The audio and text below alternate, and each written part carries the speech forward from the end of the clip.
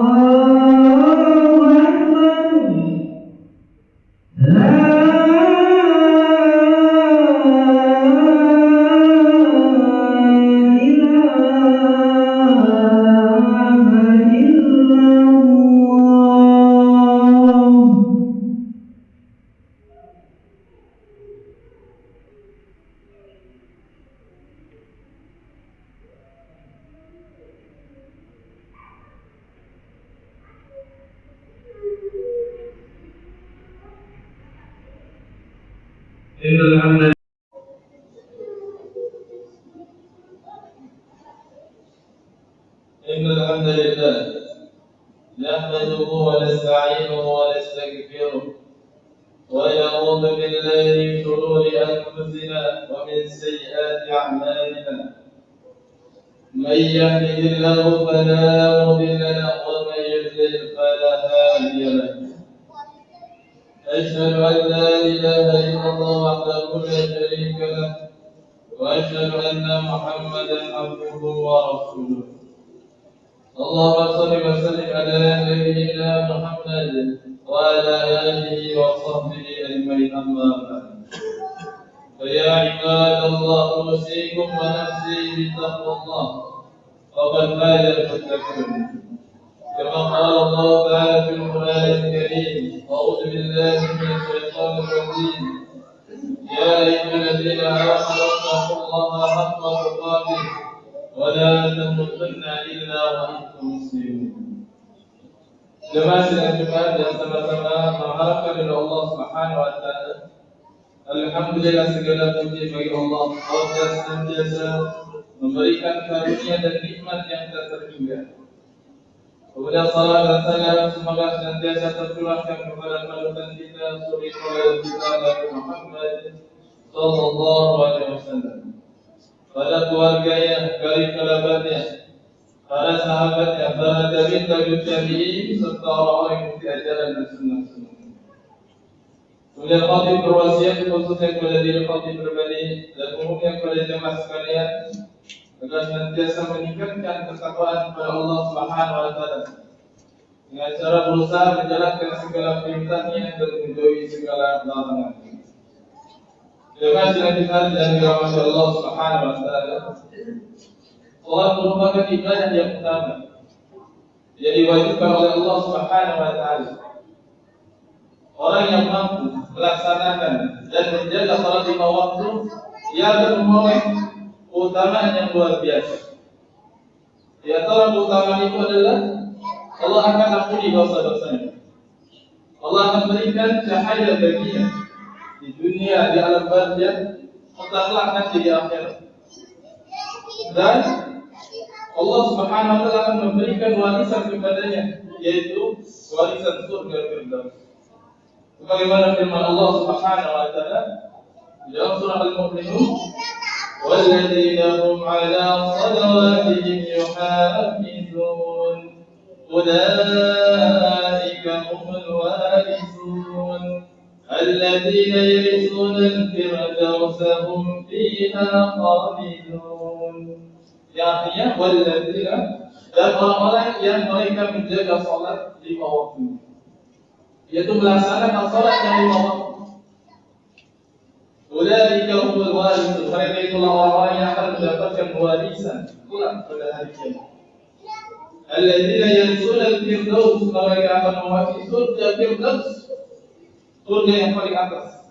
Hum fiha khalidun, dan mereka kekal di dalamnya selama-lamanya. Jemaah yang dirahmati Allah Subhanahu wa taala, akan tetapi kita pun harus mengingat bahwasanya pahala salat tergantung kualitas salat yang dilaksanakan oleh seorang hamba. Jadi mengingatkan di dalam hadisnya, inna rajula la yansalih, benar-benar seseorang melaksanakan salat, wa ma kutiba lahu, dan tidaklah ditulis pahala baginya illa uslu salatihi, melainkan ia akan mendapatkan pahala 1/10. Usluha, atau ia hanya mendapatkan 1/9-nya.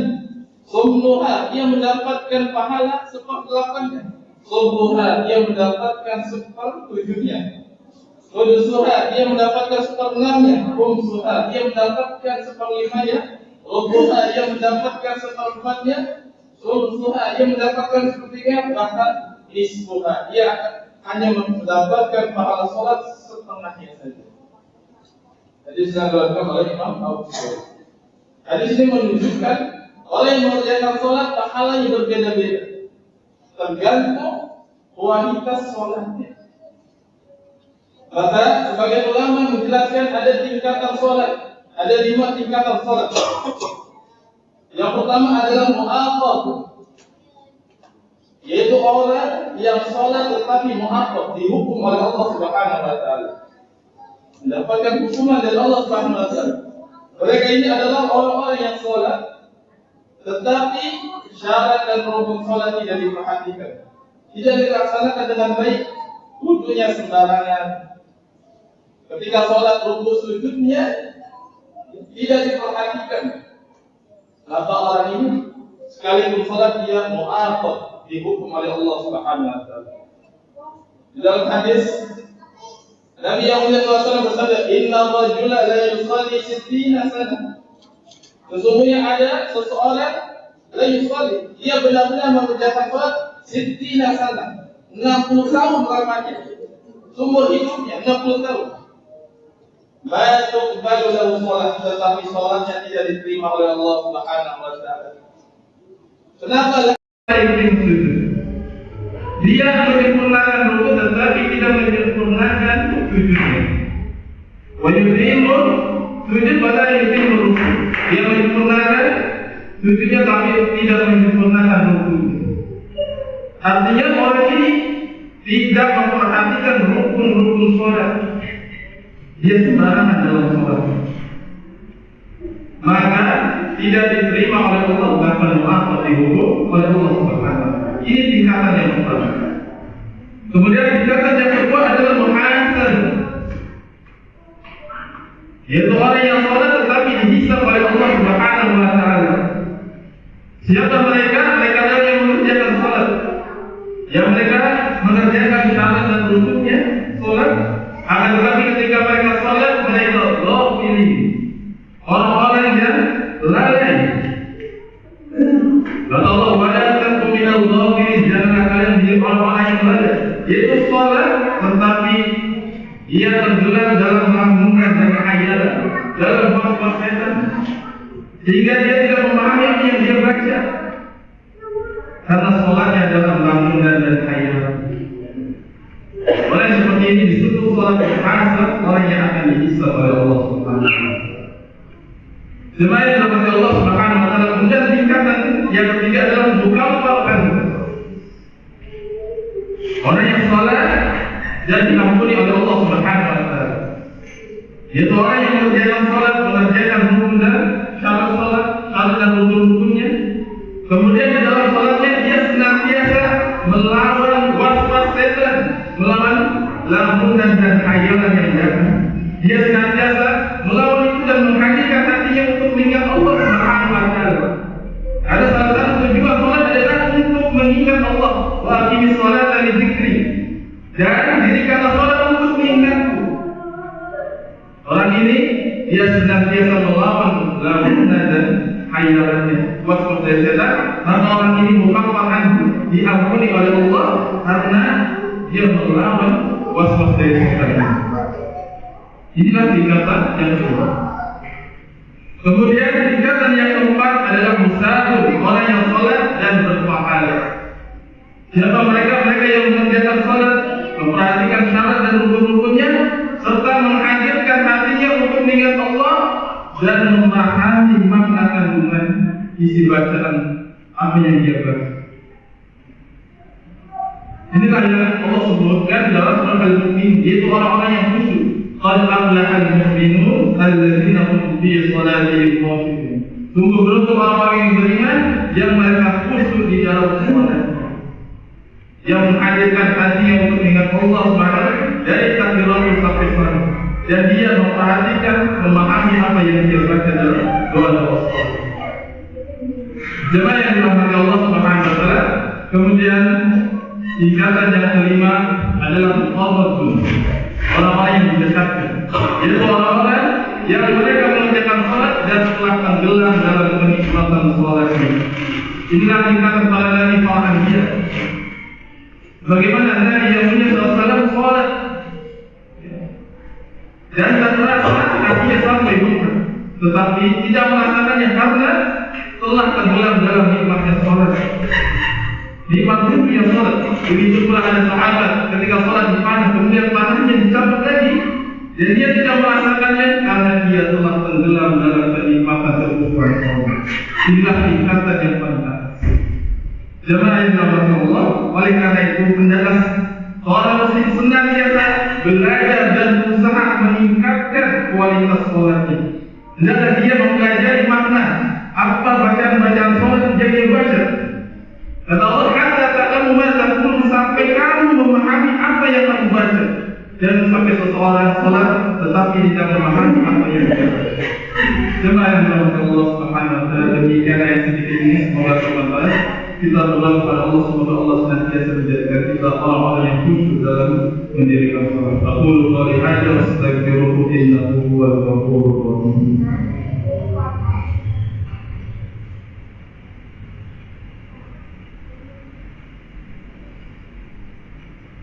Alhamdulillah alladzi anzala as-sakinah fi qulubil mu'minin liyazdadu imanan ma'a imanihim. Asyhadu an la ilaha إلا الله وحده لا شريك له وأشهد أن محمدا عبده ورسوله. اللهم صل وسلم على نبينا محمد وعلى آله وصحبه أجمعين. أما بعد، فيا عباد الله، أوصيكم ونفسي بتقوى الله فقد فاز المتقون. إن الله وملائكته يصلون على النبي يا أيها الذين آمنوا صلوا عليه وسلموا تسليما. اللهم صل على محمد وعلى آل محمد كما صليت على إبراهيم وعلى آل إبراهيم، وبارك على محمد وعلى آل محمد كما باركت على إبراهيم وعلى آل إبراهيم في العالمين إنك حميد مجيد. اللهم اغفر للمؤمنين والمؤمنات والمسلمين والمسلمات الأحياء منهم والأموات إنك سميع قريب مجيب الدعوات. ويا قاضي الحاجات، ربنا ظلمنا أنفسنا وإن لم تغفر لنا وترحمنا لنكونن من الخاسرين. ربنا لا تزغ قلوبنا بعد إذ هديتنا وهب لنا من لدنك رحمة إنك أنت الوهاب. ربنا هب لنا من أزواجنا وذرياتنا قرة أعين واجعلنا للمتقين إماما. ربنا آتنا في الدنيا حسنة وفي الآخرة حسنة وقنا عذاب النار. عباد الله، إن الله يأمر بالعدل والإحسان وإيتاء ذي القربى وينهى عن الفحشاء والمنكر والبغي يعظكم لعلكم تذكرون. فاذكروا الله يذكركم ولذكر الله أكبر. أقيموا الصلاة. الله أكبر الله أكبر. أشهد أن لا إله إلا الله، أشهد أن محمدا رسول الله. حي على الصلاة، حي على الفلاح، قد قامت الصلاة قد قامت الصلاة. الله أكبر الله أكبر. لا إله إلا الله.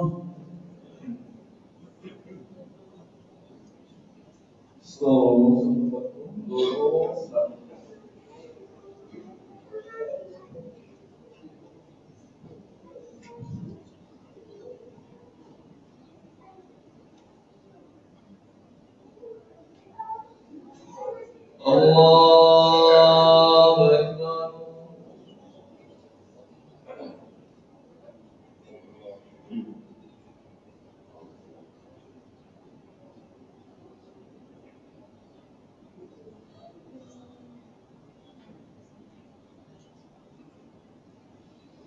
بسم الله الرحمن الرحيم. الحمد لله رب العالمين، الرحمن الرحيم، مالك يوم الدين. إياك نعبد وإياك نستعين. اهدنا الصراط المستقيم، صراط الذين أنعمت عليهم غير المغضوب عليهم ولا الضالين.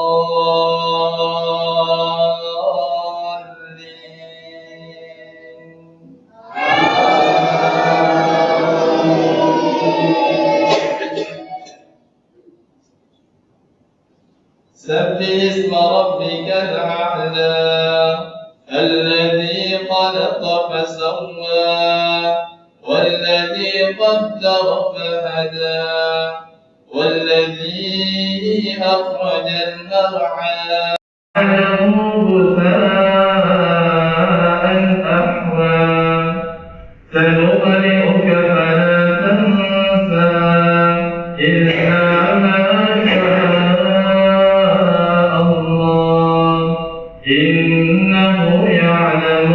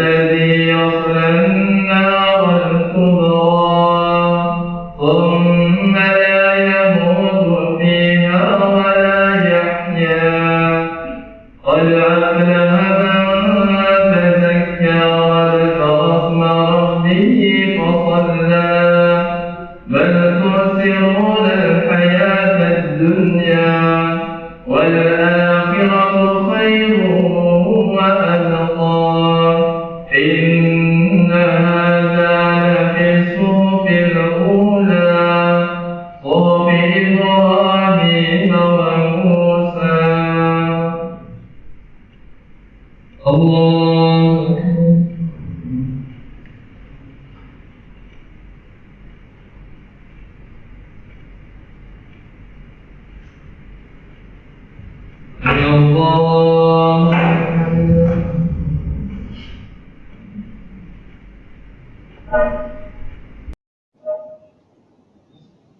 الله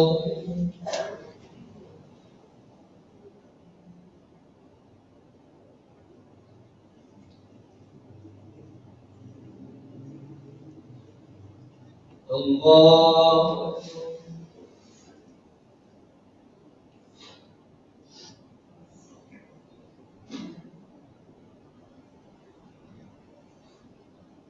الله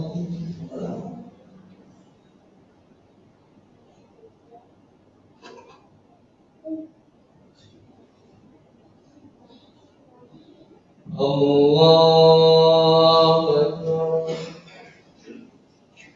بسم الله الرحمن الرحيم.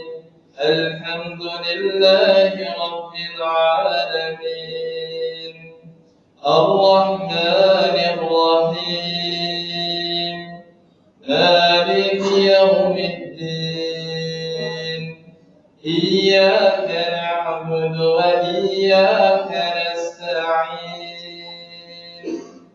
اهدنا الصراط المستقيم صراط الذين أنعمت عليهم غير المغضوب عليهم ولا الضالين.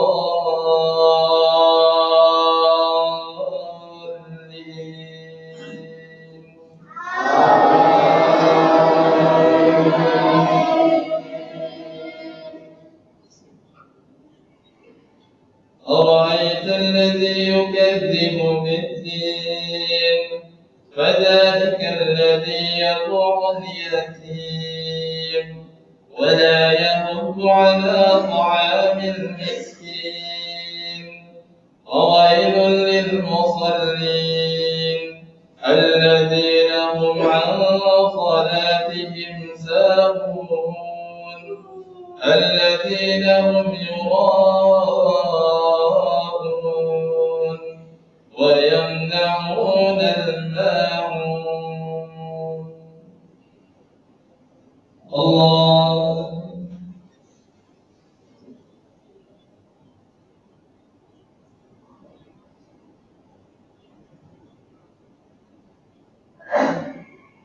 سمع الله لمن حمده. الله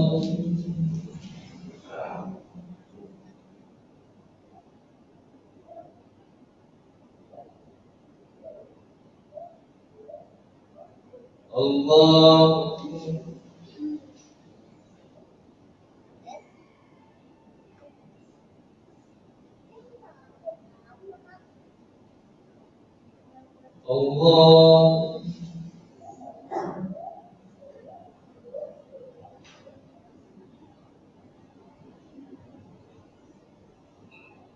الله